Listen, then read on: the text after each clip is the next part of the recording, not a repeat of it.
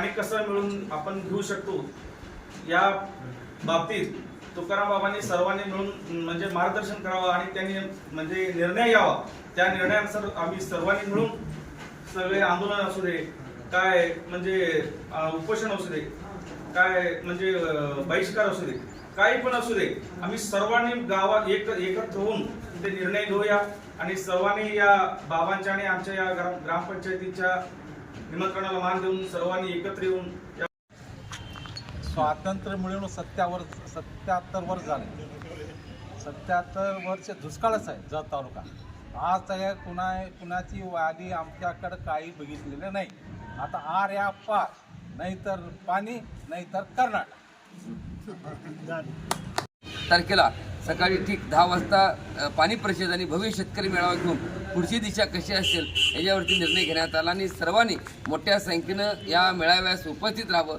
हा मेळावा बाबा मंगल कार्यालय गुड्डापूर संघ या ठिकाणी राजकारण बाजूला ठेवून हे शेतकरी सगळे एकवट होऊन पुढची दिशा काय आहे, कारण गेले अनेक वर्षे पाणी मिळणार याच्यावरती चाललंय, पण पाणी उशाला आणि कोरड कशाला आज अशी आमची परिस्थिती आहे। जवळ मायतळ कॅनलपासून पाणी गेलं आहे, कोण म्हणते पाणी येत नाही, कोण पाणी देत नाही, पण काही मंडळी म्हणतात पाणी येऊ शकत नाही।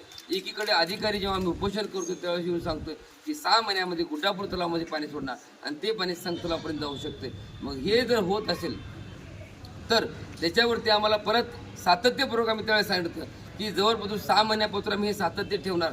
पाणी कशा पद्धतीने येणार आहे, कसं येणार आहे हे आम्हाला माहीत नाही। आम्हाला पाणी पाहिजे आणि जर पाणी जर देत नसाल तर पुढची दिशा आमची काय असेल ह्याचा ठोस निर्णय घेण्यासाठी 21 तारखेला सकाळी ठीक 10:30 वाजता बाबा मंगल कार्यालय गुड्डापूर संघ या ठिकाणी भव्य शेतकरी मेळावा आणि पाणी परिषद घेण्यासाठी सर्व ग्रामस्थांनी मोठ्या संख्येने उपस्थित राहावं। 64 गावातल्या सर्व वंचित शेतकऱ्यांनी उपस्थित राहावं म्हणून आम्ही 13 तारखेपासून प्रत्येक गावात जाऊन जनजागृती करणार आणि 20 तारखेला सायंकाळी 7 वाजता संघ गावामध्ये पूर्ण गावभर मेणबत्ती कॅन्डल मार्च काढून 21 तारखेला गाव बंद ठेवून मेळाव्याला मोठ्या संख्येने उपस्थित राहण्याचा निर्णय सर्वानुमती या ठिकाणी झालेला आहे। पाणी आमच्या हक्काचं नाही कुणाच्या बापाचं ही भूमिका आम्ही ठेवून वाटचाल करतोय। पाणी आमच्या हक्काचं, पाणी आमच्या हक्काचं। तुम्ही सर 1-2 शब्द बोला। Press the bell icon on the YouTube app and never miss another update.